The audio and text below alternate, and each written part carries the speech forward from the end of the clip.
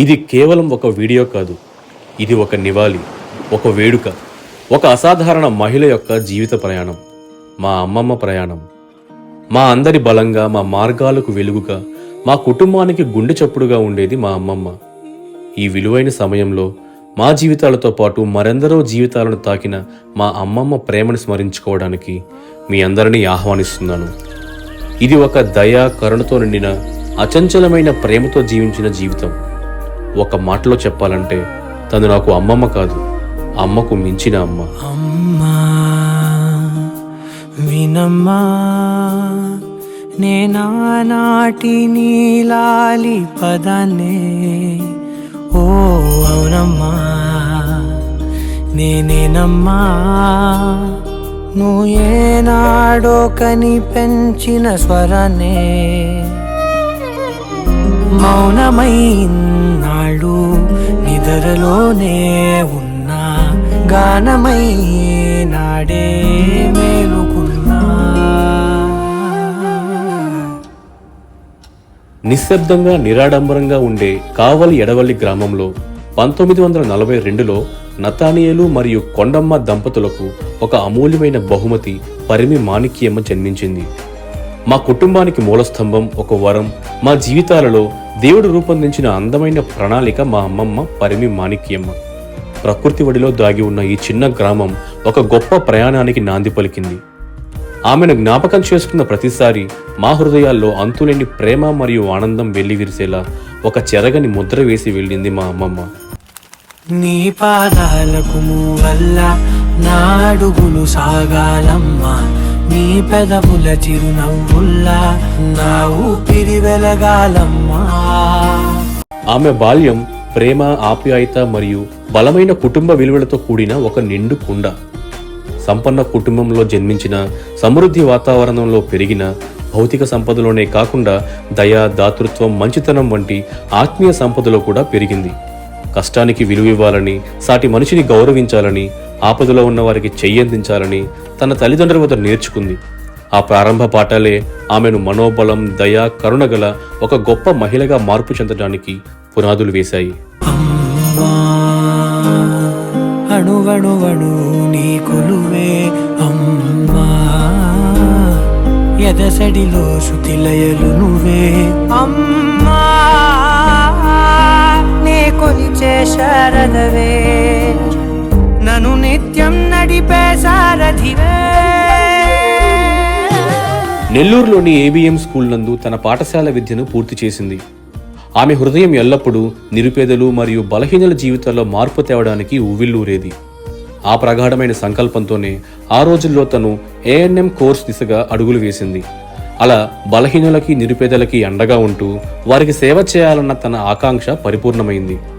ప్రజల ఆరోగ్య సంరక్షణలో ఏఎన్ఎంగా ఒక గొప్ప ప్రయాణాన్ని ప్రారంభించింది. ఆమె చేతులు లెక్కలేనన్ని కుటుంబాలకు వైద్యంతో పాటు వారి జీవితంలో గొప్ప ఆశల్ని అందించాయి. అచంచలమైన అంకితభావంతో ఎందరో పసిబిడ్డలకు టీకాలు వేసి నివారించగల వ్యాధుల నుండి వారిని రక్షించి ఆరోగ్యవంతులుగా చేసింది. ఆ రోజుల్లో సమాజాన్ని పీడిస్తున్న ఎన్నో అనారోగ్యాలను నిర్మూలించే ప్రయత్నాలలో కీలక పాత్ర పోషించింది. ఆమె సేవ అక్కడితో ఆగలేదు. తల్లి సంరక్షణ, సురక్షితమైన ప్రసవాలు మరియు గర్భిణీ తల్లులకు అవసరమైన సంరక్షణ అందించడంలో ఆమె కీలకంగా మారింది. వెంకటగిరి, కోవూరుపల్లి, రుద్రకోట, జలదంకి వంటి ప్రైమరీ హెల్త్ సెంటర్స్లోని వైద్యులతో చేతులు కలిపి పనిచేస్తూ లెక్కకు మించిన సుఖప్రసవాలు చేయడంలో ఆరితేరింది. అత్యంత దుర్భరమైన క్షణాల్లో కూడా ఎందరో మహిళలకి మనోబలాన్ని అందించి వారికి మద్దతుగా నిలిచింది మా అమ్మమ్మ. ఆమెది కేవలం ఒక ఉద్యోగం కాదు, అది ఒక మిషన్. ప్రపంచాన్ని ఆరోగ్యంగా, సురక్షితంగా మార్చడానికి అహర్నిశలు శ్రమించే ఒక మిషన్. ఆమె అలుపరిగిన ప్రయత్నాల ద్వారా ఎందరో జీవితాలపై చెరగని ముద్ర వేసి సేవ, సంరక్షణ, ఆశ అన్న పదాలకు చిహ్నంగా మారింది. ఆమె జీవిత ప్రయాణంలో బలమైన నైతిక విలువలు కలిగిన వ్యక్తి అయిన వంగేపురం సుందరం గారిలో, అంటే మా తాతగారిలో తన పరిపూర్ణ భాగస్వామిని కనుగొంది. వారిద్దరూ కలిసి మంచి అవగాహన, పరస్పర గౌరవం, అచంచలమైన ప్రేమతో పాతుకుపోయిన బంధాన్ని ఏర్పరచుకున్నారు. మా అమ్మమ్మ దయకి, సహనానికి ప్రతిరూపం.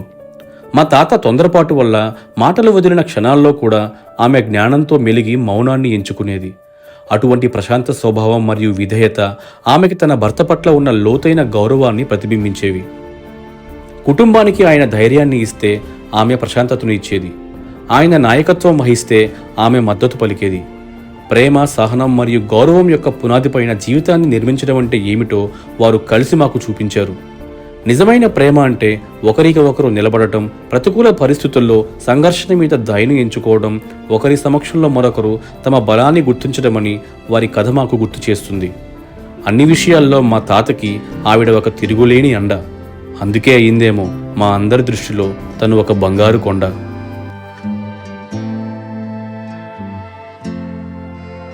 ఆమె యొక్క ప్రేమ మరియు అంకిత భావానికి ప్రతిబింబాలైన నలుగురు పిల్లలతో తన జీవితం సుసంపన్నమైంది. నలుగురిలో ఒకరైన మా అమ్మ హెలెన్, మా అమ్మమ్మ రెండవ బిడ్డ, ఈ ప్రపంచంలోకి అత్యంత అసాధారణమైన రీతిలో తీసుకురాబడింది. అదే స్వీయ ప్రసవం. తరగని బరువైన వరమని అనుకుంటూ తనువున మోసావే అమ్మా, కడుపున కదలికలై కలవర పెడుతున్నా విరివిగా పంచావే ప్రేమ, కను తెరవక ముందే కమ్మని నీ దయకు రుణపడిపోయింది జన్మ. Self delivery. బొడ్డు ప్రేగుని తల్లే తెంచిన సందర్భం.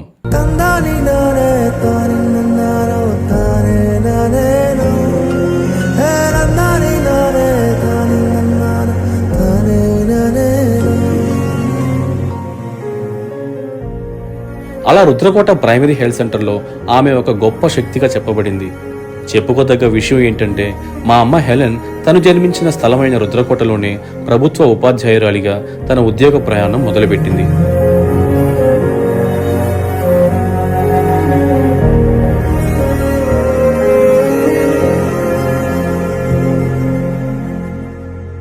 ఆమె తన ప్రతి బిడ్డకు అర్థంతో నిండిన పేర్లను ఇచ్చింది. పెద్ద కుమార్తె జయకుమారి, రెండవ కుమార్తె నా తల్లి అయిన హెలెన్, ఏకైక కుమారుడు అయిన ప్రకాష్, ఆమె ఆఖరి సంతానమైన ఎలిజబెత్ రాణి. ఆమెకి తన పిల్లల పట్ల ఉన్న ప్రేమకి అవధులు లేవు. అయినప్పటికీ ఆమె తన పెద్ద కూతురు మరియు కొడుకును మాత్రమే ఎక్కువగా ప్రేమించేది అని నమ్మేది మా అమ్మ హెలెన్. ఒక తల్లి హృదయం తన పిల్లలందరి పట్ల సమానమైన ప్రేమనే కలిగి ఉంటుంది. ఆమె మనవరాళ్ళు, మనవళ్ళుగా మేము తన జీవితంలో ఆభరణాల వంటి వారంగా చూడబడ్డాము. ఈ ప్రపంచంలోనే అత్యంత అందమైన వారముగా మమ్మల్ని భావించేది. ప్రతి ఒక్కరిని ప్రత్యేకంగా చూసేది. కానీ నాకు ఎల్లప్పుడూ తెలుసు, నేను ఆమె హృదయంలో ఎంతో ప్రియమైన స్థానాన్ని కలిగి ఉన్నానని. నేను మొదటిసారి పై చదువుల కోసం ఇంటికి దూరం అవుతున్నప్పుడు ఆమె కార్చిన కన్నీళ్లను ఎప్పటికీ మర్చిపోలేను. ఆ క్షణం అర్థమైంది, తన జీవితంలో నా స్థానం ఇంతనా అని. తను కలుగజేసిన శూన్యం ఎవరూ పూడ్చలేనిది. మా మధ్య తను వదిలి వెళ్ళిన ప్రేమ ఎవరూ భర్తీ చేయలేనిది. ఆమె మాకు అమ్మమ్మ మాత్రమే కాదు, ఆమె మా గర్వం, మా ఓదార్పు, మా ఆనందానికి ముఖ్య కారణం.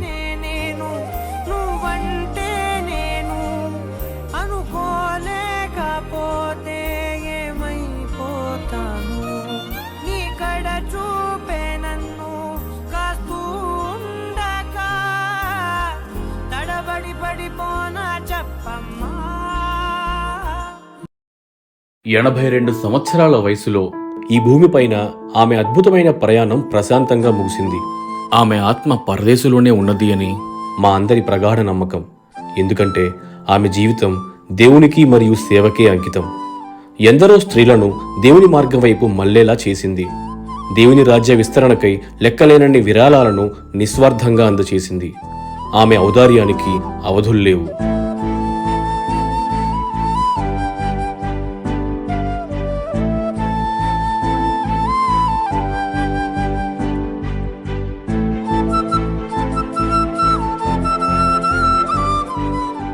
చివరి వీడ్కోలు కోసం ఆమె కుటుంబం తన చుట్టూ గుమిగూడింది. ఆమె లేకపోవడం వల్ల కలిగిన భారం భరించలేనిది. మా అందరి గుండె చప్పుడు లాంటి ఆమెను కోల్పోయినప్పుడు ఆమె పిల్లలు, మనవళ్ళు, మనవరాళ్ళు అందరూ ఎంతో రోదించారు.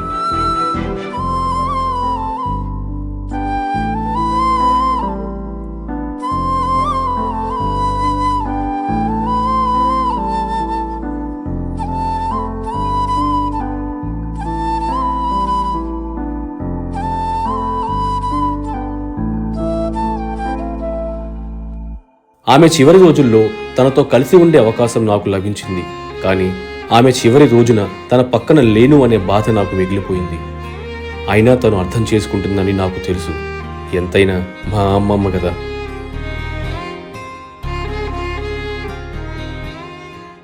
ఆమె జీవితం ఆమె సొంతం కాదు, ఎందరో మార్గాలని ప్రకాశింపచేసే ఒక దీపస్తంభం.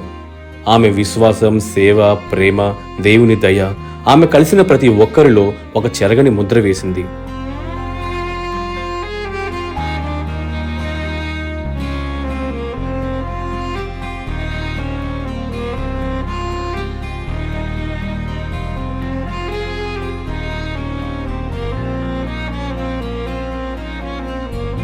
ఆమె అంతిమయాత్రలో అందరూ అత్యంత హృదయపూర్వకంగా సన్మానించారు.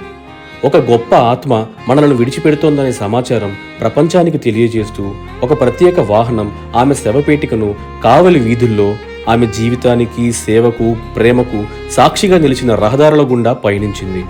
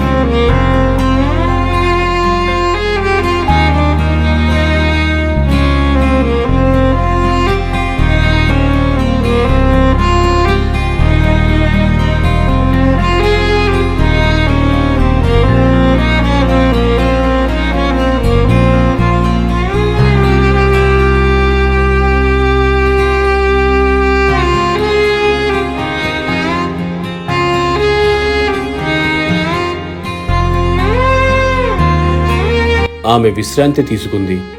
మా జీవితాలలో ఒక అధ్యాయం ముగిసింది. ఆమె మరణంలో కూడా మాకు బలాన్ని ఇచ్చింది. ఆమె కలిగి ఉన్న విశ్వాసం, జీవించిన విలువలు, పంచిన ప్రేమ, నేర్పిన పాఠాలు ఆమె వారసత్వంగా మా అందరిలో ఎప్పటికీ నిలిచి ఉంటాయి.